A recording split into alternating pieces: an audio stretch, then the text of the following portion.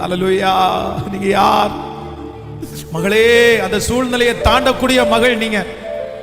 எந்த காரியமானாலும் நீ அட்ஜஸ்ட் பண்ணிருவ. எந்த காரிய சூழ்நிலை ஆனாலும் நீ அந்த இடத்துல ஜமாளிச்சிருவ. எவ்வளவு பெரிய எதிர்ப்பானாலும் அந்த இடத்துல நீ தைரியமா நிப்ப. ஏன் அப்படின்னா நீ எல்லார மாதிரி கிடையாது.